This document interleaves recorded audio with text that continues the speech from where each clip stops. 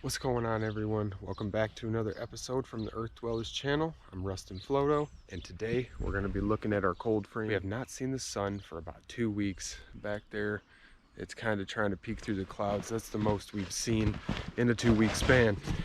As I'm crawling through the snow here, I had came out here and cleared all this off earlier in the week just to let this be open. So even if the sun is shining through clouds, it still gets enough rays into here that it warms it up and it keeps the plants alive and photosynthesizing. I just wanted to come out here and get all this dug out all the rest of the way. I'm gonna get it cleared out and we're gonna pop this open. Moment of truth here. It's not frozen. All right, I just saw steam coming out of here. This has not been popped in quite some time.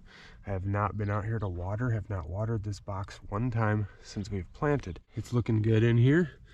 We've got all these radishes that came up for us. Those are about a week old. We've got all these leeks in here. We've got our lettuce we transplanted out. We've got our lettuce we had sown from seed just about 2 weeks ago. Got more lettuce popping up. Our spinach, a little bit of cold damage, but all of these plants are alive and thriving in here. These pak choi look amazing.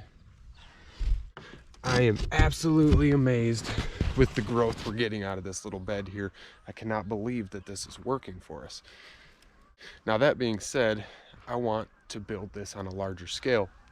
We've got our 100+ degree compost pile heating up the back side of this cold frame, and the sun shining in, heating up the front side. With this double pane glass, we're able to achieve sprouting temperatures here. Got some Canadian geese flying above. So with our double pane window, we are able to achieve sprouting temperatures in the dead of winter. We have had freezing cold nights and not much sun, like I said. We haven't seen the sun for 2 weeks. This has survived. All of these are thriving in here. I want to upscale this so we can have a larger bed and have more plants, more life, more food. That is the whole purpose of this. We want to grow our own food, and with a problem comes the solution. We had a problem, we needed to grow food all year long. We live in a cold climate. The solution was to start experimenting, and this is a great way to freely grow your food. All of this was recycled boards, recycled window, recycled hinges. So what we want to do is invest a little bit of money and build a large scale compost heated cold frame.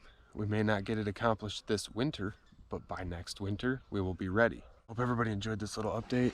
Got to take a look inside the cold frame here. Till next time.